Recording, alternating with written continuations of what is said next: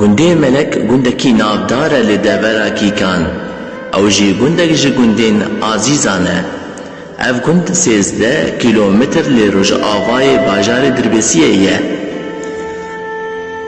Şêneyên vî gundî bêhtirî 300 kesî ne û bêhtirî 55 mal tê de ava bûne û rûbera melek zêdetirî 4500 donimî ne.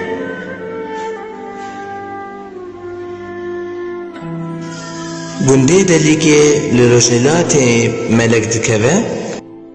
Şixwe gundê delîkê di newarê de ye, gelekî xuyanî jî nabe û li başûrê vî gundî tehlêk û tirbe dikeve, şixwe dikeve paş kepez ji çerçoveya xaka vî gundî ye.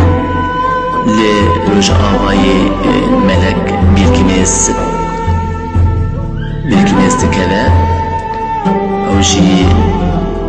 ew jî girê Birkînêsê ye.